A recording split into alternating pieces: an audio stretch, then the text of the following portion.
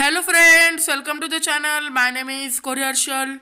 So we are going to start part 2 of Lifelines of National Economy, the last chapter of 10th standard geography CBSE board. So in part 1 video, we already completed the topics of roadways. Now we are going to complete the railways and the pipelines. So come with me.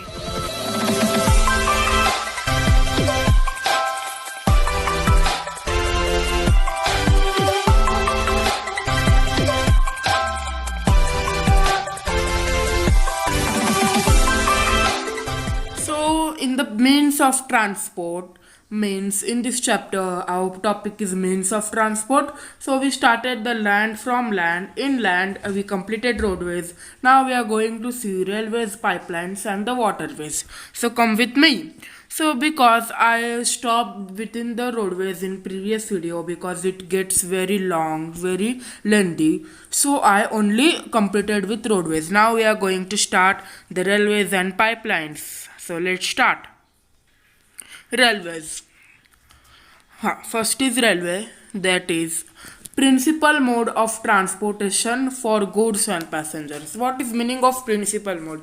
Principal mode is means suitable, not very comfortable or not uncomfortable, means in medium, or for principal mode means majority of country, that we can say principal mode of transportation for passengers as well as for goods. Now second is carry bulky weight and excellent for long distances. Yes, you know that railway is excellent for long distances and it travels bulky weights, very weighted, very heighted weights than the roadways. So it is also an advantage of railways. Then third is bind the economic life and accelerate the development of industry and agriculture.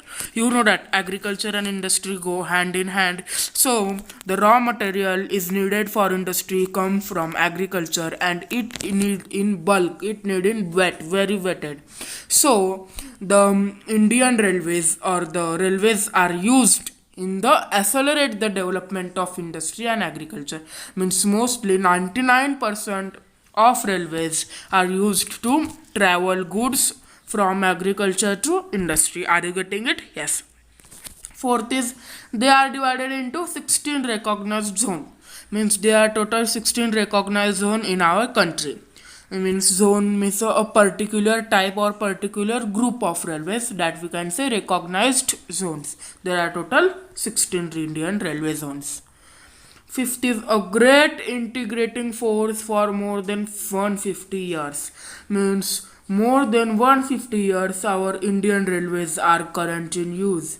Means for example, if we means this is a 2020 or 19 is the 151st year of the Indian integrating force of railways. So and last is largest public sector undertaken in the country. Yes, you know that what is difference between public and private sector. So Indian railways hand in public sector means in government. So it is largest public sector means largest governmental or governed sector, public sector of the country, India country. These are the advantages or the importance of Indian railways that we can say. If you are getting it, hit the like button, share it with your friends, etc. Now there are some aspects that did you know. Let's see. The first train steamed off from Mumbai to Thane in 1853, covering a distance of 34 km. That's great. That in Maharashtra, the first train steamed from Mumbai to Thane in year 1853, covering with 34 km per hour. Today, India has a total 17 railway zones. Means since from 150 now there are 16, but now this year 2019 or 18, total India has a total 17 railway zones. Now the challenges, yes, we already seen what are the importance and advantages. Now it is the chance of what are the challenges of Indian railways. Let's see. First challenge is difficult to lay railway lines in sandy and hilly mountain regions. Yes, means it is very difficult to build the railway tracks, build the railway in valleys, in mountain. You know that because it is not suitable.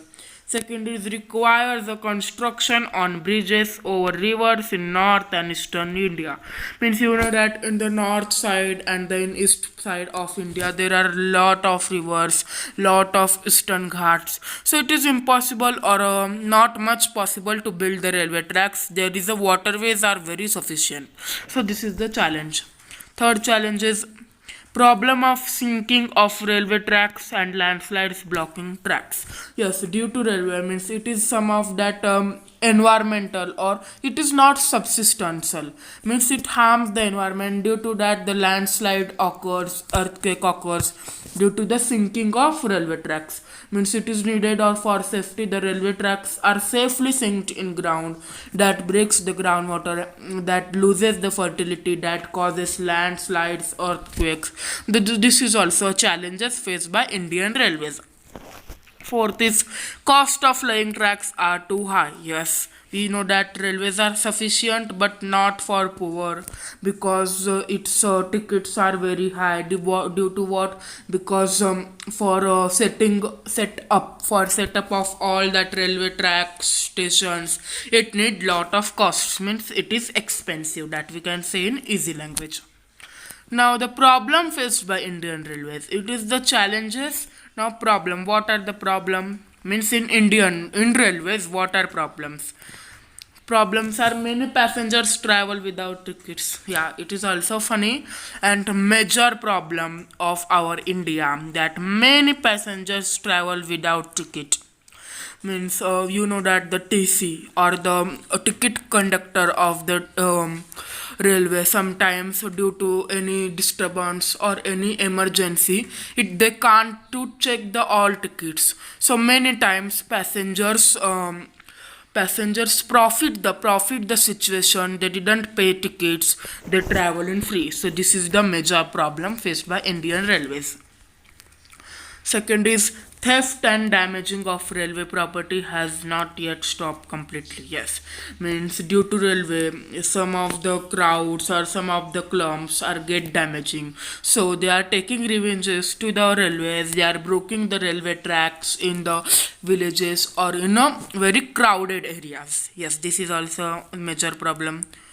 Third and last problem is people stop train by pulling the chains unnecessarily, that causes heavy damage to the railway. You know that railway have an engine and it takes lot of efforts to start the engine. So whenever the engine starts, it can't go ahead. So sometimes the people pull chains, means you know that the emergency chains are built in the railways, because if we put some means by mistake our any material or our important documents, important things that get out of railway or any emergency happens, so we pull chain, but unnecessarily people stop, and that's why the train are charging their or stopping or prisoning there for 1 month or charging their 1,000 to 2,000 rupees. So this is the problems that people unnecessarily bar pulling the chains. You know that you already seen in movies, and you if you travel sometimes in trains, you used to see that there are many chains are built in the top of railways. These are the problem faced by Indian railways. Now pipelines, yes, this is my favorite part of transport of land is pipeline. What is pipeline? Used for transporting crude oil, petroleum, natural gas, iron ore. Yes, you know that usually 80% of people using the cylinder for means for cooking oil, for cooking gas, but 20% of people that who are rich, they are using the pipeline method, means from the pipe all the gas is coming out for the kitchens, so they are using. So this is the use of pipeline, look like this. Here is a pipeline. Now second point is inland locations of refineries: Baruni, Mathura, Panipat. These are the three inland locations where all the refineries of cooking gas, oil are situated, and from that all the pipeline system starts. Now third is initial cost of laying pipelines is high, but subsequent running costs are minimal. If means there is a pipeline, It is a pipeline. The transporting anything from pipeline is a subsequent sufficient, but setting all that pipes, all that pushing process motors, that is very costly. Only the setup of pipelines are high, but the subsequent running or the transportation is minimal. Are you getting it? Yes. Fourth is helps in reducing transshipment losses or delays. Yes, sometimes in roads or in railways it delays. Delays means late. If a train is going for a 9 p.m. but it sometime comes from 10:30, 10, so it comes delays, and it also reduce the losses. Means all the transportation, all the transportation charge, all that can be lost by using of pipelines. So majority of pipelines is better. So pipelines are better for transporting petroleum, crude oil, natural gas, etc. Now, important pipeline network in India. Important pipeline network. From oil fields in Upper Assam to Kanpur. Yes, Upper Assam to Kanpur. Here is. Second is Gujarat to Jalandhar. Yes, means from the Gujarat state to a Jalandhar in Punjab state. Gas pipeline from Hazira in Gujarat to Jagdishpur in UP. Means from Gujarat state in Hazira to Jagdishpur in UP via Vijaypur. This is the important, means major or important pipeline networks in India. Are you getting it? If you are getting it, subscribe to my channel, share with your friends, etc. Now waterways. Yes, we are going to start waterways. Waterways are cheapest means of transport. Yes, it is comparing to railways, it is cheaper. Fuel efficient and environment friendly. Yes, it can't harm soil, it can't harm air. It only producing one means here in a picture. It only traveling. It can't harm anything. It only traveling from one place to another through the water. So it is very cheaper than the railways and eco-friendly. Most important, it is environment friendly or eco-friendly. Suitable for carrying heavy and bulky goods. So it is not possible by traveling roads or railways or airways. Means according to airways, waterways are very cheap. They are environment friendly. Airways are producing very lot of noise, lot of gases, harmful gases, and it can't provide bulky goods. And suitable means waterways are suitable for carrying or transporting bulky goods. Now inland waterways in India. Inland waterways that we can say national waterways. You know that national highways that are four highways, national highways that we can say golden quadrilateral. Now it is inland waterways in India means national waterways. First national waterway means NW1 is Allahabad to Haldia. Yes, second is Sadia to Dhubri. Third is West Coast Canal in Kerala to another way. These are the some national waterways. There are parts of Krishna Godavari, parts of Brahma River along. These are the 5 major national highways, means NW, 5 NW of India. Now the major seaports. What are seaports in our country? That are 12 major seaports and 200 minor ports. Wow, that's very great.